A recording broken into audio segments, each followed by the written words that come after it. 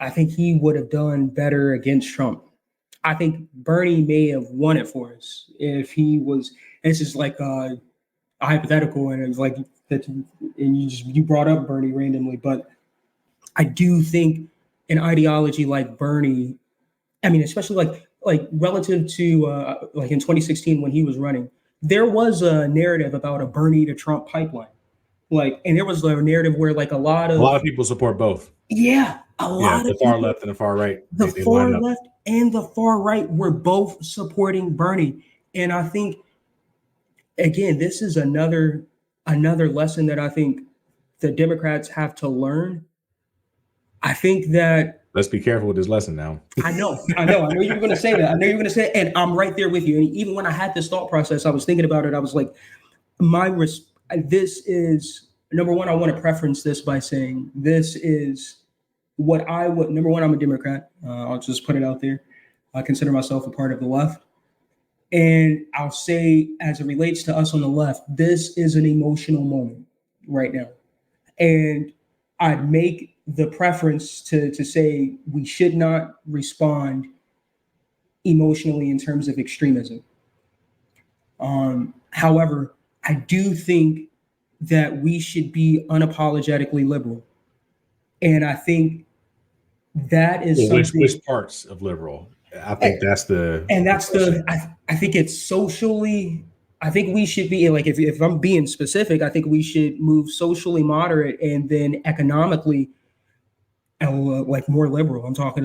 I think that's a winning direction. I think that would be my shift. Now here's the thing. I'm not personally that economically liberal either, but I do think that's what Trump has managed to do, right? Because conservatives, old school conservatives, not MAGA, but like old school conservatives have typically been like, big companies, free market capitalism, basically you're on your own. Like they're looking out for folks at the top, the hierarchy, and then, trickle down economics. You might get some of it, maybe, right? Kind of like the old school, conservative angle. And then Trump is not that though. Trump is, I'm on your side. I'm for the common. Now he's still going to cut the tax for rich folks, just like all the absolutely. So, like it's not really that different on the policy level, but at least on the rhetoric level, he makes the case that or I won't say he makes the case necessarily, but if you're a regular working class white guy and you're thinking who's looking out for me,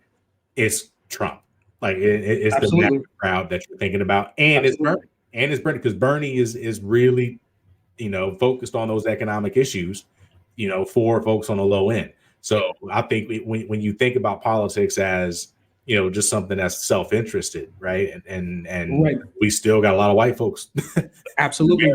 Then that populism is attractive. And I think, that populism is something that Trump is doing well with. I'm not a fan of it. Me personally, I am more of a capitalist. And I get you. I understand that's, when you combine that capitalistic tendency with the identity politics, then white folks just feel like there's no home for them. And not only white folks.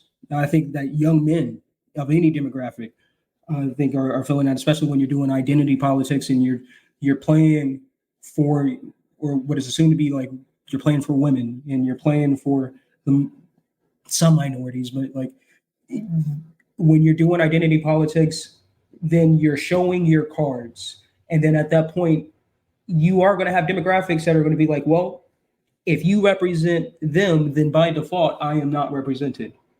And I think Democrats have to do a better job. And this is where I wanted to, like, we can have a whole conversation about it. I mean, like that narrow scope right there, talking about the Democratic response and it not being extreme, but it should be. And that's where it's like, this is something that I was a bit uncomfortable about. I know. And you said it multiple times, but it's. I don't like extremism, man. I do not like but it's not necessarily extreme though. And that's why I said it. And that's why it's like, just like you mentioned, it's exactly the populist movement that I think is winning. And it doesn't have to be extreme.